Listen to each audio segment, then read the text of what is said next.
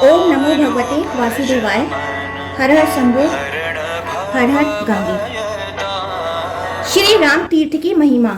ब्रह्मा जी कहते हैं राम तीर्थ भ्रूण हत्या का नाश करने वाला है। उसकी महिमा के श्रवण मात्र से मनुष्य सब पापों से मुक्त हो जाता है। इक्ष्वाकु वंश में दशरथ नाम के क्षत्रिय राजा हुए जो संपूर्ण विश्व में विख्यात थे। वह इंद्र की ही भांति बलवान, बुद्धिमान और सूरवीर थे तथा बलि की भांति अपने पिता पितामहों के राज्य का पालन करते थे। महाराज दशरथ के 3 रानियां थीं, कौसल्या, सुमित्रा और केकई। वह तीनों कुलीन, सौभाग्यशालिनी, रूपवती और सुलक्षणा थीं।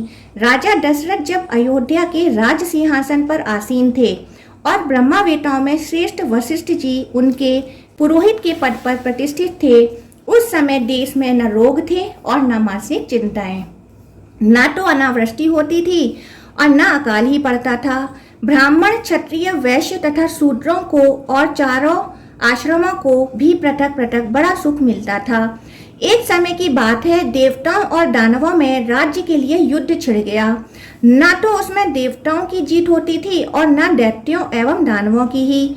वह युद्ध कई दिनों तक लगातार चलता रहा। इसी बीच में आकाशवाणी हुई, राजा दशरथ जिनका पक्ष ग्रहण करेंगे वह ही विजयी होंगे, दूसरे नहीं। यह सुनकर देवता और दानव दोनों अपनी विजय के लिए राजा के पास चले। देवताओं की ओर से वायु शीघ्र जा पहुंचे और राजा से बोले, महाराज, देव दानव संग्राम में आपको चलना चाहिए। वहां यह आकाशवाणी सुनाई दी है कि जिस ओर राजा दशरथ रहेंगे उसी पक्ष की जीत होगी, अतः आप देवताओं का पक्ष ग्रहण कीजिए जिससे देवता विजयी हों। वायु की यह बात सुनकर राजा दशरथ ने कहा, वायुदेव, आप सुखपूर्वक पधारें, मैं अवश्य चलूंगा। वायु के चले जाने पर दैत्यगण राजा के पास आए और बोले, भगवान, हमारी सहायता कीजिए। महाराज, विजय आप पर ही अवलंबित है, अतः आप दैत्यराज की सहायता करें। राजा बोले, वायुदेव ने पहले ही मुझसे प्रार्थना की है और मैंने देवताओं की सहायता करने का वचन दे दिया है, अतः दैत्य और दानव लौट जाएं। राजा दशरथ ने वैसा ही किया। स्वर्ग में पहुंचकर उन्होंने दैत्यों, दानवों तथा राक्षसों के साथ लोहा लिया। उस समय नमुची के भाइयों ने देवताओं के देखते देखते तीखे बाण मारकर राजा के रथ की धुरी तोड़ डाली। राजा बड़े वेग से युद्ध में लगे थे, उन्हें धुरी टूटने का पता न चला। नारद उस युद्ध में रानी केकई भी राजा के पास ही बैठी थीं। उसे रथ की अवस्था का पता लग गया, परंतु उसने राजा को इस बात की सूचना नहीं दी। धुरी टूटी देख उसने उसकी जगह अपना हाथ ही लगा दिया। यह बड़ा अद्भुत कार्य था। रथियों में श्रेष्ठ महाराज दशरथ ने केकई के हाथ से थामे हुए रथ के द्वारा दैत्यों और दानवों पर विजय पाई। फिर देवताओं से अनेक वर पाकर उनकी अनुमति ले वह पुनः अयोध्या लौट आए। आते समय मार्ग के बीच में जब महाराज दशरथ ने अपनी प्रिया केकई की ओर दृष्टिपात किया, तब उसका वह साहसपूर्ण कार्य देखकर उन्हें बड़ा विस्मय हुआ। नारद इस कार्य से प्रसन्न होकर राजा ने केकई को वर दिए। रानी केकई ने भी राजा की आज्ञा स्वीकार करके इस प्रकार कहा, महाराज, आपके दिए हुए ये वर आपके ही पास रहें, आवश्यकता पड़ने पर ले लूंगी। राजा दशरथ पुरस्कार में अनेक आभूषण देकर अपनी प्रिया केकई के साथ अपने नगर को गए। विजयी होने से वे बहुत प्रसन्न थे। तदंतर बहुत समय के बाद मुनीश्वर ऋष्य संघ की कृपा से देवताओं की कार्य सिद्धि के लिए राजा दशरथ के 4 देवोपम पुत्र हुए। कौशल्या से राम, केकई से बुद्धिमानों में श्रेष्ठ भरत तथा सुमित्रा से लक्ष्मण और शत्रुघ्न हुए। वह सभी पुत्र बुद्धिमान, प्रिय तथा राजा के आज्ञाकारी थे। एक बार महर्षि विश्वामित्र आए और उन्होंने यज्ञ की रक्षा के लिए राजा से राम और लक्ष्मण को मांगा। विश्वामित्र उनके महत्व को जानते थे। राजा दशरथ बोले, मुने, इस बुढ़ापे में किसी तरह देव योग से मेरे यह बालक उत्पन्न हुए हैं जो मेरे मन को आनंद देने वाले हैं। मैं अपना शरीर और यह राज्य दे दूंगा, किंतु इन पुत्रों को न दे सकूंगा। उस समय वशिष्ठ ने राजा दशरथ से कहा, राजन, रघुवंशियों ने किसी की प्रार्थना को ठुकराना नहीं सीखा है। उनके यूं कहने पर राजा ने किसी तरह श्री राम और लक्ष्मण से कहा, पुत्रों, तुम ब्रह्मर्षि विश्वामित्र के यज्ञ की रक्षा करो। यूं कहकर उन्होंने अपने दोनों पुत्र विश्वामित्र जी को सौंप दिए।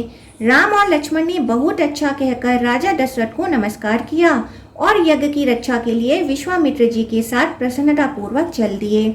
तब ब्रह्मर्षि विश्वामित्र ने उन दोनों भाइयों को माहेश्वरी महाविद्या, धनुर्वेद, शस्त्र विद्या, अस्त्र विद्या, लोक विद्या, रथ विद्या, गज विद्या, अश्व विद्या, गदा विद्या तथा मंत्र द्वारा अस्त्रों के आवाहन और विसर्जन की शिक्षा दी। इस प्रकार संपूर्ण विद्याएं प्राप्त कर श्री राम और लक्ष्मण ने वनवासियों का हित करने के लिए वन में ताड़का को मार डाला और हाथ में धनुष लेकर यज्ञ की रक्षा करने लगे। तत्पश्चात महायज्ञ पूर्ण होने पर मुनिवर विश्वामित्र दोनों राजकुमारों के साथ राजा जनक से मिलने गए। वहां लक्ष्मण सहित श्री राम ने राजाओं की मंडली में अपने गुरु से सीखी हुई अद्भुत धनुर्विद्या का परिचय दिया। इससे प्रसन्न होकर राजा जनक ने अपनी अयोनिजा कन्या लक्ष्मी स्वरूपा सीता का श्री राम के साथ विवाह कर दिया। इस प्रकार लक्ष्मण, भरत और शत्रुघ्न का विवाह भी राजा जनक के ही घर हुआ। तदंतर दीर्घ काल व्यतीत होने पर राजा दशरथ समस्त प्रजा और गुरु की अनुमति से श्री राम को राज्य देने लगे। उस समय मंथरा रूपी दुर्देव से प्रेरित होकर रानी के कई ईर्ष्या से व्याकुल उठी। उसने श्री राम के राज्याभिषेक में विघ्न डाला और उन्हें वनवास भेजने के लिए कहा।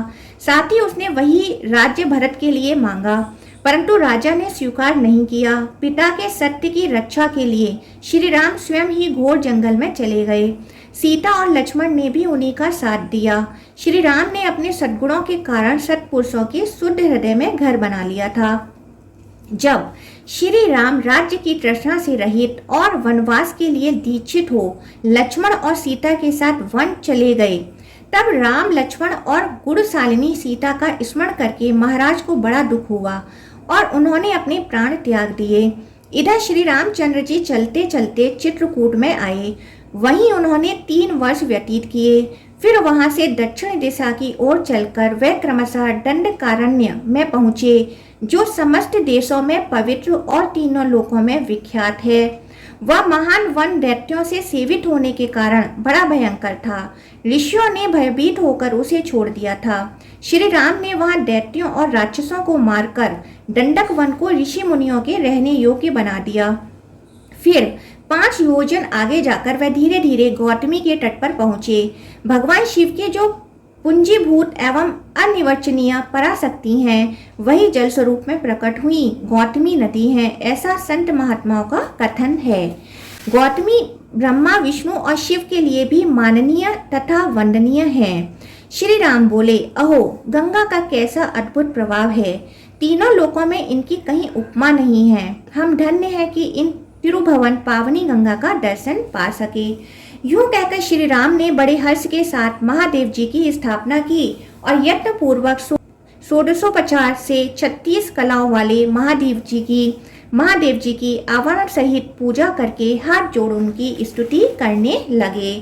श्री राम बोले, मैं पुराण पुरुष शंभु को नमस्कार करता हूँ, जिनकी असीम सत्ता का कहीं पार या अंत नहीं है। उन सर्वज्ञ शिव को मैं प्रणाम करता हूँ। अविनाशी प्रभु रुद्र को नमस्कार करता हूँ। सबके संहार करने वाले सर्व को मस्तक झुकाकर प्रणाम करता हूँ। अविनाशी परम पददेव को नमस्कार करता हूँ। लोक गुरु उमापति को प्रणाम करता हूँ। दरिद्रता का विनाश करने वाले शिव को नमस्कार करता हूँ। रोगों का अपहरण करने वाले महेश्वर को प्रणाम करता हूँ। जिनका रूप चिंतन का विषय नहीं है, उन कल्याणमय शिव को नमस्कार करता हूँ। विश्व की उत्पत्ति के बीजभूत भगवान भव को प्रणाम करता हूँ। जगत का पालन करने वाले परमात्मा को नमस्कार करता हूँ। संहारकारी रुद्र को बारंबार प्रणाम करता हूँ। पार्वती जी के प्रियतम अविनाशी प्रभु को नमस्कार करता हूँ। नित्य क्षर अक्षर स्वरूप शंकर को प्रणाम करता हूँ। जिनका स्वरूप चिन्मय है और अप्रमेय है, उन भगवान त्रिलोचन को मैं मस्तक झुकाकर बारंबार नमस्कार करता हूँ। करुणा करने वाले भगवान शिव को प्रणाम करता हूँ तथा संसार को भय देने वाले भगवान भूतनाथ को सर्वदा नमस्कार करता हूँ। मनोवांछित फलों के दाता महेश्वर को प्रणाम करता हूँ। भगवती उमा के स्वामी श्री सोमनाथ को नमस्कार करता हूँ। तीनों वेद जिनके 3 नेत्र हैं उन त्रिलोचन को प्रणाम करता हूँ। त्रिवेद मूर्ति से रहित सदा शिव को नमस्कार करता हूँ। पुण्य में शिव को प्रणाम करता हूँ। सत असत से पृथक परमात्मा को नमस्कार करता हूँ। पापों का अपहरण करने वाले भगवान हर को प्रणाम करता हूँ। जो संपूर्ण विश्व के हित में लगे रहते हैं उन भगवान को नमस्कार करता हूँ। जो बहुत से रूप धारण करते हैं उन भगवान शंकर को प्रणाम करता हूँ। जो संसार के रक्षक तथा सत और असत के निर्माता हैं उन्हें नमस्कार करता हूँ। जो संपूर्ण विश्व के स्वामी हैं उन विश्वनाथ को प्रणाम करता हूँ। हव्य कव्य स्वरूप यज्ञेश्वर को नमस्कार करता हूँ। संपूर्ण लोकों का सर्वदा कल्याण करने वाले जो भगवान शिव आराधना करने पर उत्तम गति एवं संपूर्ण अभीष्ट वस्तुएं प्रदान करते हैं उन दान प्रिय इष्ट देव को मैं नमस्कार करता हूँ। भगवान सोमनाथ को प्रणाम करता हूँ। जो स्वतंत्र न रहकर भक्तों के पराधीन रहते हैं उन विजयशील उमानाथ को मैं नमस्कार करता हूँ। विघ्नराज गणेश तथा नंदी के स्वामी पुत्र प्रिय भगवान शिव को मैं मस्तक झुकाकर प्रणाम करता हूँ। संसार के दुख और शोक का नाश करने वाले देवता भगवान चंद्रशेखर को मैं बारंबार नमस्कार करता हूँ। जो स्तुति करने योग्य और मस्तक पर गंगा को धारण करने वाले हैं उन महेश्वर को नमस्कार करता हूँ। देवताओं में श्रेष्ठ उमापति को प्रणाम करता हूँ। ब्रह्मा आदि ईश्वर इंद्र आदि देवता तथा असुर भी जिनके चरण कमलों की पूजा करते हैं उन भगवान को मैं नमस्कार करता हूँ। जिन्होंने पार्वती देवी के मुख से निकलने वाले वचनों पर दृष्टिपात करने के लिए मानो 3 नेत्र धारण कर रखे हैं उन भगवान को मैं प्रणाम करता हूँ। पंचामृत चंदन उत्तम धूप दीप भांति भांति के विचित्र पुष्प मंत्र तथा अन्य आदि समस्त उपचारों से पूजित भगवान सोम को मैं नमस्कार करता हूँ। तदंतर भगवान शंकर ने प्रकट होकर श्री राम और लक्ष्मण से कहा, तुम्हारा कल्याण हो, वर मांगो। श्री राम बोले, सुरश्रेष्ठ महेश्वर, जो लोग इस स्रोत के द्वारा भक्ति पूर्वक आपकी स्तुति करें उनके संपूर्ण कार्य सिद्ध हो जाएं। शंभो, जिनके पितर नरक के समुद्र में डूबे हों उनके वे पितर यहाँ पिंड आदि देने से पवित्र हो स्वर्गलोक में चले जाएं।